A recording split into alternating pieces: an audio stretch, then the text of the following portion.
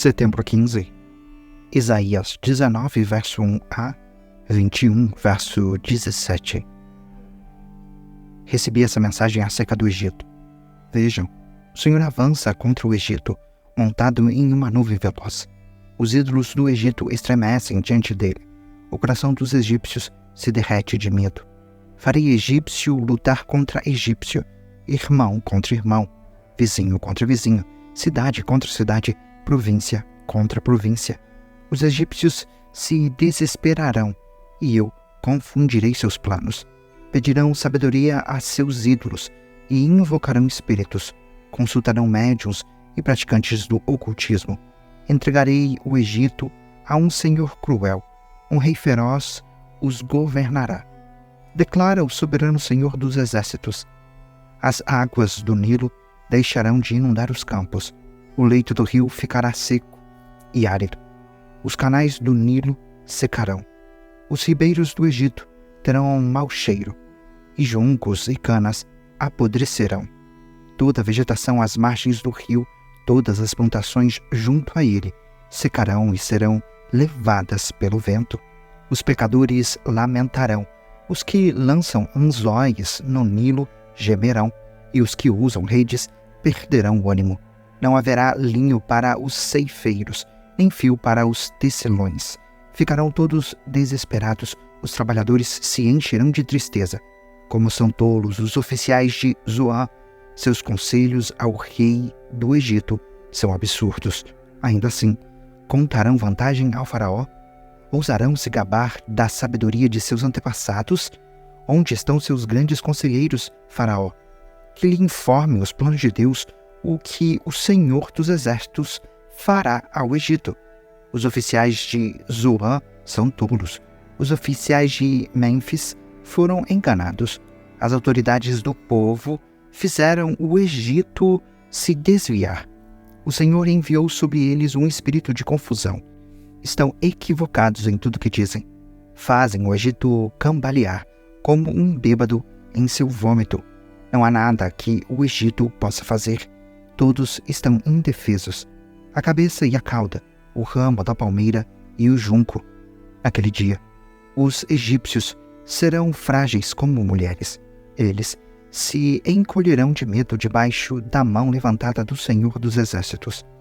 A simples menção à terra de Judá os encherá de terror, pois o Senhor dos Exércitos traçou seus planos contra eles.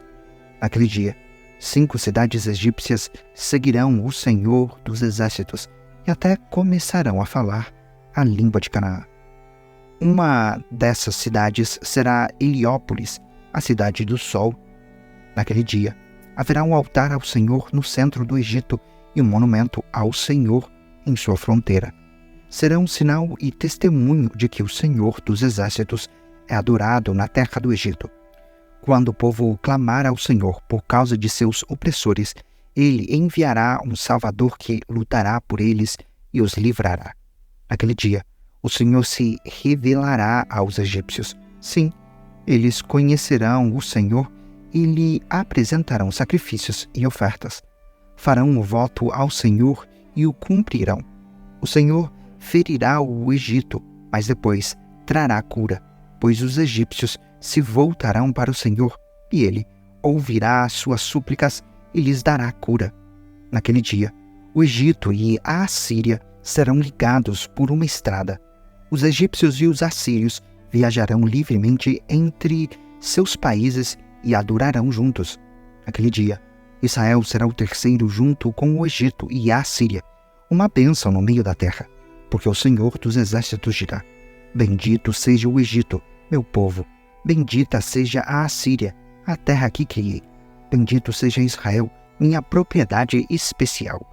No ano em que Sargon, rei da Síria, enviou seu comandante em chefe para conquistar a cidade de Asdod, na Filistia, o Senhor disse a Isaías, filho de Amós: tire o pano de saco que você está vestindo e as sandálias que está calçando. Isaías obedeceu e passou a andar nu e descalço. Então o Senhor disse: meu servo Isaías andou nu e descalço durante 3 anos com sinal e advertência das dificuldades terríveis que trarei sobre o Egito e a Etiópia. O rei da Assíria levará como prisioneiros os egípcios e os etíopes, tanto jovens como velhos. Ele os fará andar nus e descalços com as nádegas descobertas, para a vergonha do Egito. Então os filisteus entrarão em pânico, pois contavam com o poder da Etiópia e se gabavam de seus aliados no Egito. Dirão: se isso aconteceu com aqueles que eram nossa esperança de socorro, o que será de nós? Confiávamos que eles nos protegeriam do rei da Síria. Recebi essa mensagem acerca da Babilônia, o deserto junto ao mar. O desastre se aproxima, vindo do deserto, como um vendaval impetuoso que chega do Negueb. Tenho uma visão assustadora. Vejo o traidor trair, o destruidor destruir.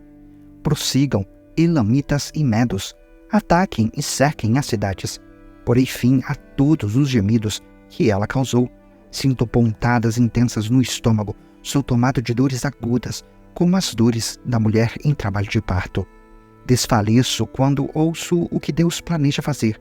Não consigo olhar de tanto medo. Minha mente está confusa e meu coração dispara. Desejava que a noite chegasse, mas agora a escuridão me aterroriza. Eles preparam um grande banquete, estendem tapetes para que os convidados se sentem. Todos comem e bebem. Rápido, levantem-se, peguem seus escudos e preparem-se para a batalha. Enquanto isso, o Senhor me disse: coloque um vigia no muro da cidade. Ele deve anunciar em alta voz o que vê. Deve ficar atento a carros de guerra, puxados por pares de cavalos, e os cavaleiros montados em jumentos e em camelos, que o vigia permaneça bem alerta. Então o vigia gritou: meu senhor, todos os dias fico na torre de vigia. Todas as noites permaneço em meu posto. Agora veja, finalmente, aí vem um homem num carro de guerra, com um par de cavalos. Então o vigia disse: ela caiu, a Babilônia caiu. Todos os ídolos da Babilônia estão despedaçados no chão. Ó meu povo, moído e peneirado, eu lhes anunciei tudo o que o Senhor dos Exércitos disse, tudo o que o Deus de Israel me falou. Recebi essa mensagem acerca de Edom. Alguém em Edom grita para mim: guarda, quanto falta para amanhecer? Quando terminará a noite?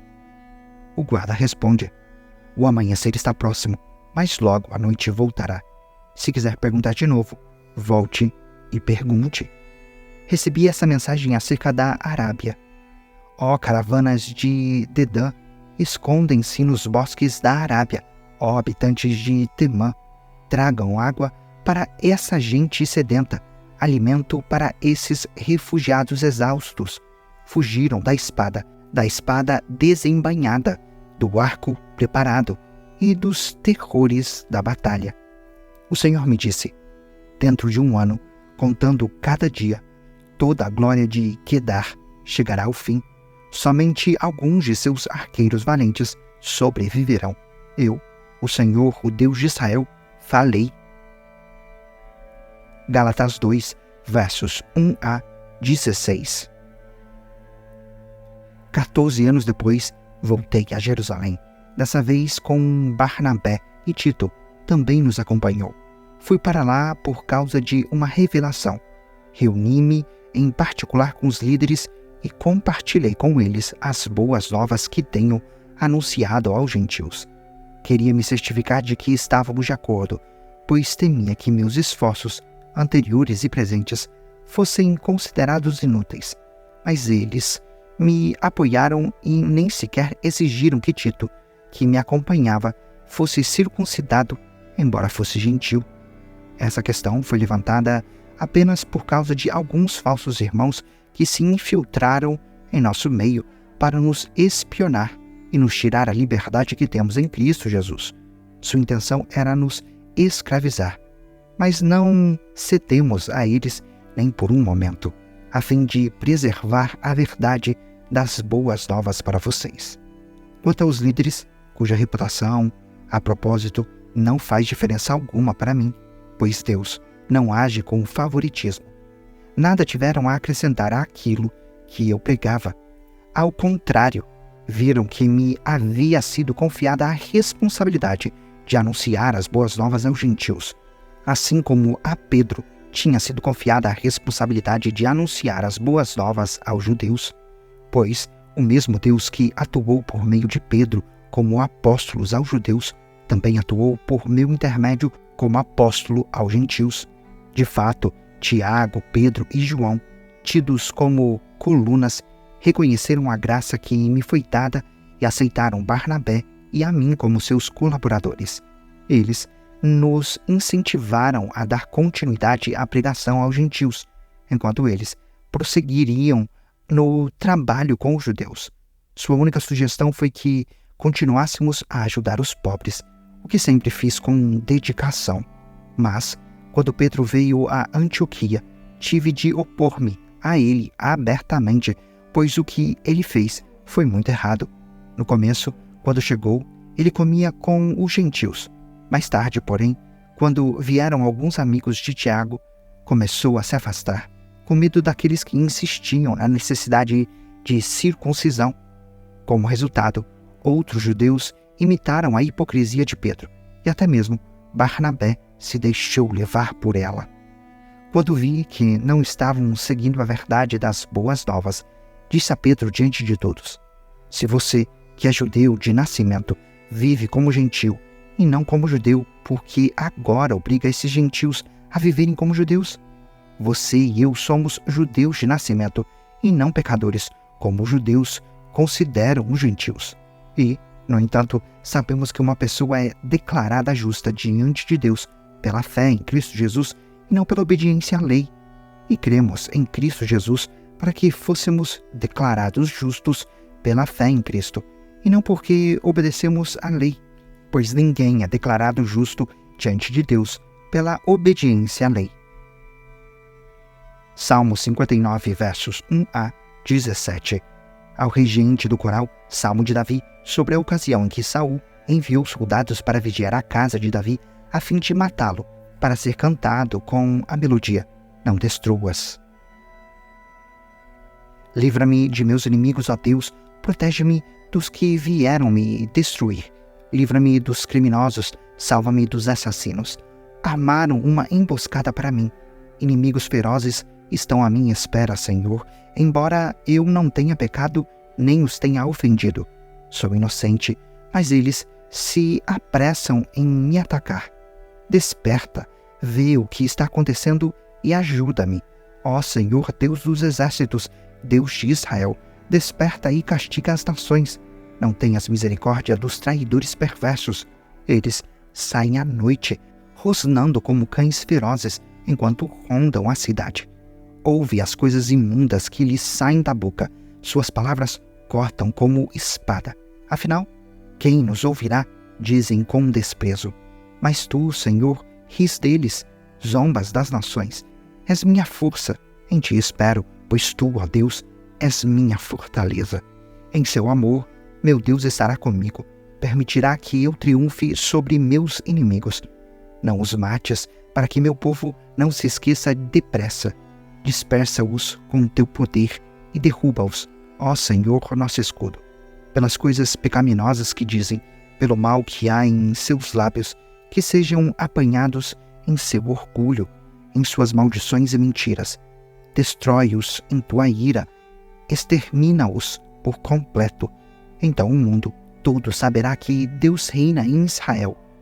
Eles saem à noite, rosnando como cães ferozes, enquanto rondam a cidade. Andam à procura de alimento, mas vão dormir insatisfeitos. Eu, porém, cantarei sobre o teu poder. Cada manhã cantarei com alegria sobre o teu amor, pois tu tens sido minha fortaleza, lugar seguro em minha aflição. Ó minha força, a ti canto louvores, pois tu, ó Deus, és minha fortaleza, o Deus que mostra amor por mim. Provérbios 23, versos 13 e 14. Não deixe de disciplinar seus filhos. A vara da disciplina não os matará. Sim, a vara da disciplina pode muito bem salvá-los da morte.